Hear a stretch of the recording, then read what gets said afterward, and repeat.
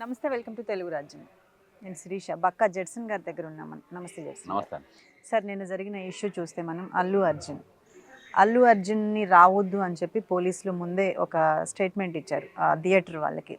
కానీ అల్లు అర్జున్ రావడం జరిగింది. కానీ థియేటర్ వాళ్ళు ఈరోజు చెప్తుంది ఏంటంటే, మేము ఆల్రెడీ పోలీసులకు కంప్లైంట్ చేశాము, సెక్యూరిటీ ఇవ్వమని చెప్పి, కానీ వాళ్ళు సరైన సెక్యూరిటీ ఇవ్వలేదు అని చెప్తున్నారు.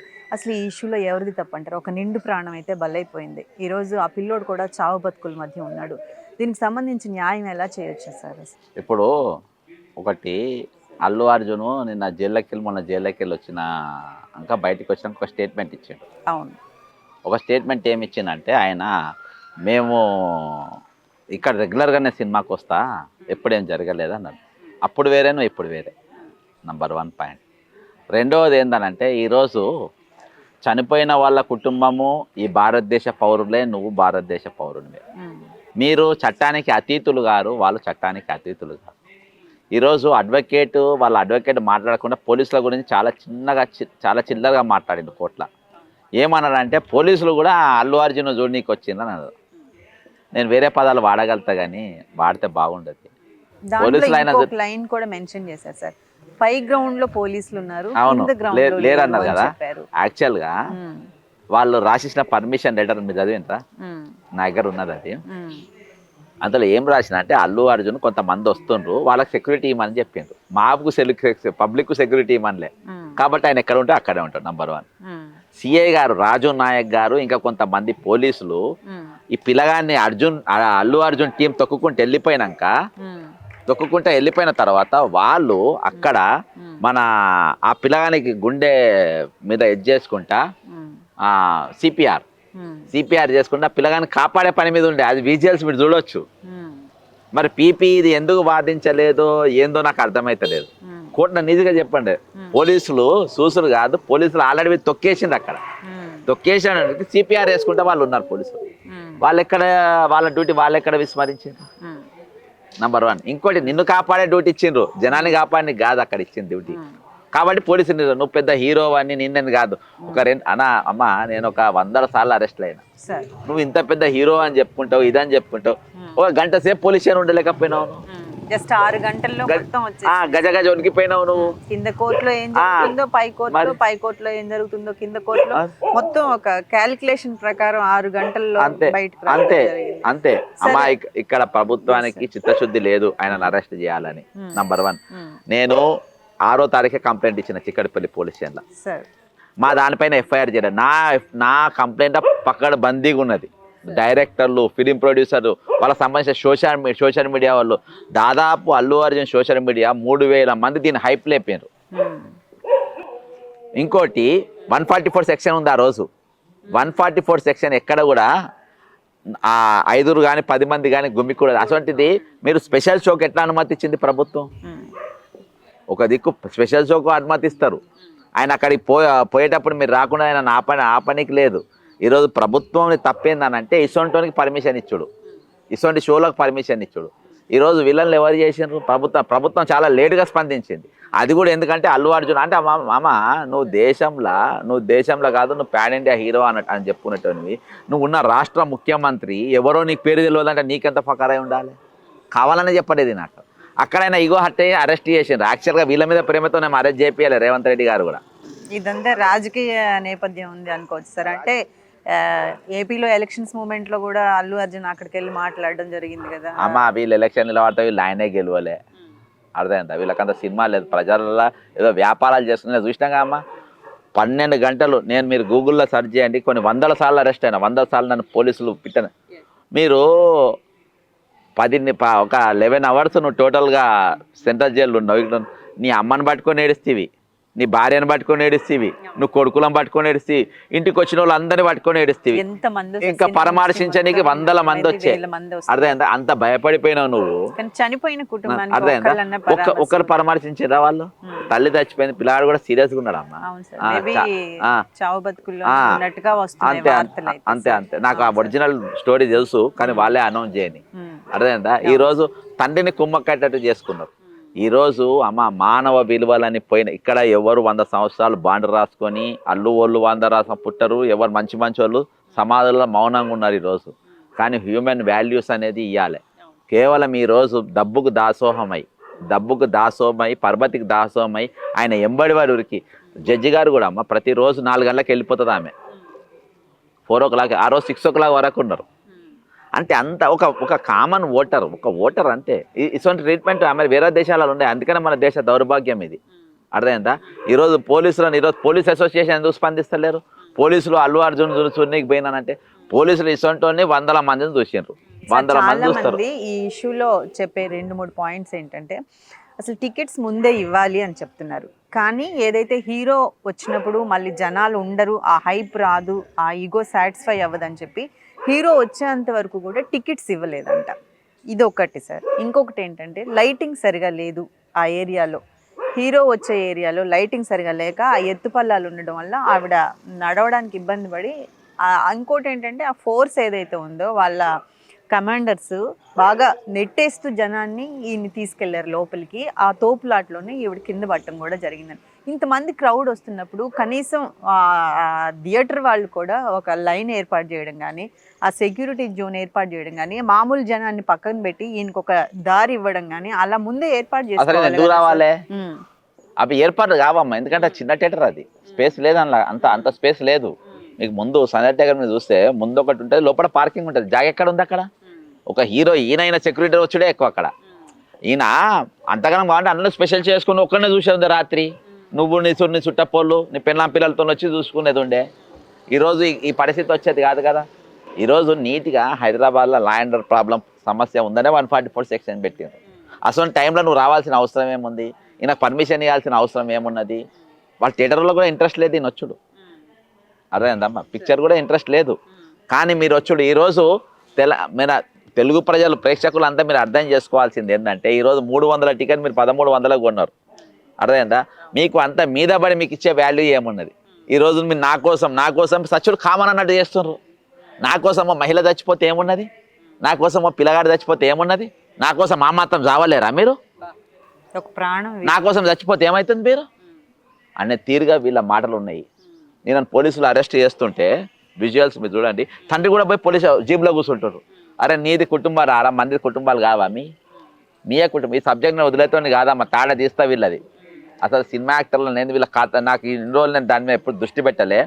అసలు మీ టూ ఏంది, వీళ్ళ బతుకులు ఏంది, వీళ్ళ రంగుల బతుకులు ఏంది, దాని వెనక ఉన్న వీళ్ళ చీకటి కోణాలు ఒక్కటి బట్టలు కూడా తీసి కొడతారు రేపటి దినాన. ఎందుకంటే నువ్వు బయటికి వచ్చినాక కూడా కనీసం హాస్పిటల్ పోయి మీరు మానవత్వం లేదు. నువ్వు ఒక నువ్వు హీరో కాదు, వీళ్ళు యాక్టర్, నటుడు వీడు. అంటే సురభి నాటకాలను ఎట్లుంటారో అట్లా నటుడు వీడు. అక్కడికి వెళ్ళి నువ్వు దవాఖానలో ఎప్పుడైతే పడ్డారని తెలిసి అక్కడికి వెళ్ళి కరెక్ట్ 1.5 కిలోమీటర్ దూరంలో నీకు హాస్పిటల్ ఉన్నది, దుర్గాబాయి దేశ్ముఖ్. అక్కడికి పోవాలి కదా నువ్వు, ఇలాగా అలా పోవాలి కదా నువ్వు. ఈరోజు ఏదైతే వీళ్ళు వ్యవహరించిన తీరు ఏదైతే ఉందమ్మా, మళ్ళీ దీని మీదకి వెళ్ళి వర్మ అనేటువంటి ఒక స్టేట్మెంట్ ఇస్తాడు. అదే అడుగుదాం అనుకుంటున్నాను. ఆర్జీవి వర్మ ఈరోజు అసలు రకరకాల ఉపమానాలు దానికి అంటే ఎగ్జాంపుల్స్ చెప్తారు సార్.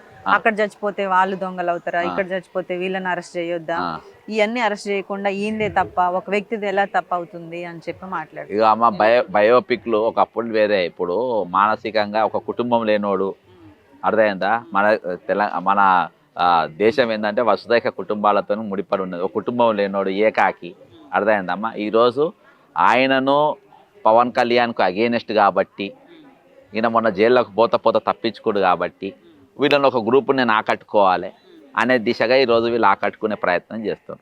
ఆయన అడ్వకేట్ కూడా ఈయన జగన్మోహన్ రెడ్డి మనిషి అంట ఆయన. సార్ అంటే యాక్చువల్గా ఇది ఈ పర్సనల్ అడ్వకేట్స్ని పెట్టుకోవచ్చు సార్, కానీ ఇమ్మీడియట్గా జగన్మోహన్ రెడ్డి గారు అడ్వకేట్ నిరంజన్ రెడ్డి గారు అంటే చాలా వాల్యుబుల్ పర్సన్ అనమాట. అంటే నిమిషానికి ₹1,00,000, 10 నిమిషానికి 10 లక్షలు వసూలు చేసే పెద్ద అడ్వకేట్స్ని పెట్టుకొని ఈ కేసుని 6 గంటల్లో ఆయన పెద్ద వాదన ఏం లేదు. ఆపోజిట్ ఆయన అంతా బాధ పసలేదు. నేను ఉంటే వేరే తిరిగా చూపెట్టాను పోలీసు జరిగింది సార్ మొన్న కోర్టులో మొత్తం. అయితే పోలీసులు పీపీ గారు ఏం వాదించారు, డిఫెన్స్ గారు ఏం వాదించారు? అమ్మా ఒరిజినల్ పీపీ రాలేదు, ఒరిజినల్ పీపీని ఆపేసింది ఆయన రాకుండా. Okay sir. వచ్చిన ఆయన వేరే పీపీ. ఈ పీపీ ఎప్పుడైతే పోలీసులను కౌంటర్ చేసిందో ఈయన ఇమీడియట్ కౌంటర్ చేసేది ఉంది. ఫస్ట్ పొరపాటు ఏం జరిగిందంటే 5వ తారీఖు ఇన్సిడెంట్ రాగానే 100% కుక్కలమ్మ వీళ్ళు కుక్కలు. 6వ తారీఖు ఇమీడియట్ గా అరెస్ట్ చేసేది ఉండే. నేను పోయి పోలీసులను గొడవ పెట్టుకున్న సీఐతోని. మీరు ఎందుకు ప్రశాంత్ ఇప్పుడు బిగ్ బాస్ 7లా పల్లవి ప్రశాంత్ అనేటోడు గెలిచినాక రోడ్డు పైన ర్యాలీకి వస్తే అక్కడ ఎవరు చచ్చిపోలేదు, ఎవరికి దెబ్బ దాకలేదు. ఆయన కానీ తెల్లారు అరెస్ట్ చేసి ఆయనను ఆయన తమ్ముడిని అరెస్ట్ చేసి మీరు జైలుకు తీసుకుపోయినారు. 18 మంది మీద జైలు పెట్టిండ్రు. మరి ఇక్కడ ఒక మనిషి చచ్చిపోయింది, ఒకరు సాగు బతుకులాలు ఉన్నారు, మరి ఇమీడియట్ పోలీసు వాళ్ళు అరెస్ట్ చేయని అవుద్దా? ఇది పోయి నేను గొడవ పెట్టుకున్నా సిఐతోని. ఇదే రాజనాయక్ అని ఎవరైతే ఇవాళ 11 రోజులు బతకనికి కారణం రాజనాయక్. ఈ అబ్బాయి ఇన్ని రోజులు బతికిందంటే ఎందుకంటే ఇమీడియట్గా ఆయన తీసుకుపోయినా ఆమెను కూడా బతికించే ప్రయత్నం చేసింది కానీ కాలేదు. ఆయన వాళ్ళు 100% వీళ్ళే తొక్కి చంపినరమ్మా. వీళ్ళే తొక్కిండ్రు. తొక్కిసలాడ కాదు, అల్లు అరవింద్ ఎంబడున్న మనుషులే తొక్కిండ్రు. నేను అనుకుంటే అల్లు అరవింద్ కాలు కూడా ఒకటి పడితే పడవచ్చు ఆమె మీద. అర్థమైందమ్మా? 100% వీళ్ళు ఉన్నారు అక్కడ మొత్తుకుంటుంది ఆమె. ఇక్కడ రాకండి రాకండి అని చెప్పి. నీకేం పని వస్తావు? నీకు ఎవరు రమ్మన్నా? ఈరోజు నేను ఒకటే చెప్తున్నా, ఈరోజు ఆయన స్పందించిన తీరు, మాట్లాడిన తీరు పక్క లేదు. ఈయనదే ప్రాణము, మాదే కుటుంబాలు, మాకే విలువ అనేది ఇవి నడవదు రాబాయి.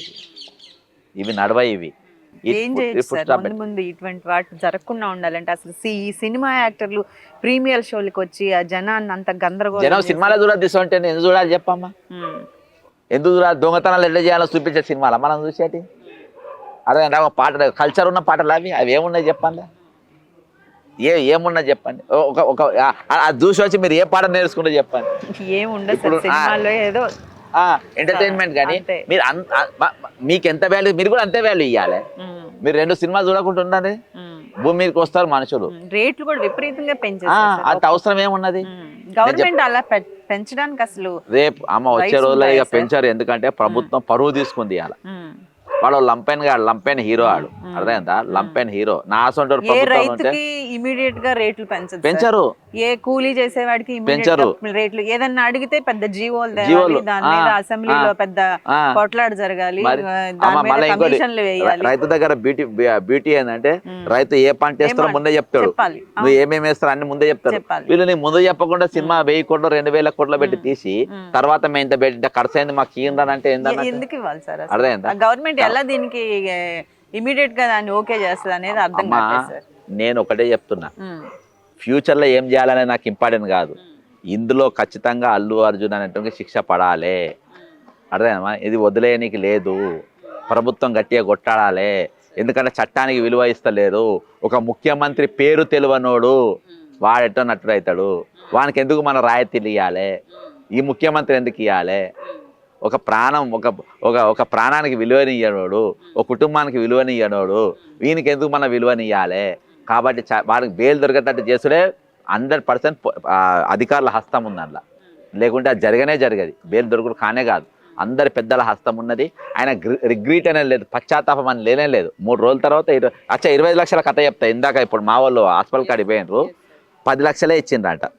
15 లక్షలు ఆపిండ్రు అందులో కూడా.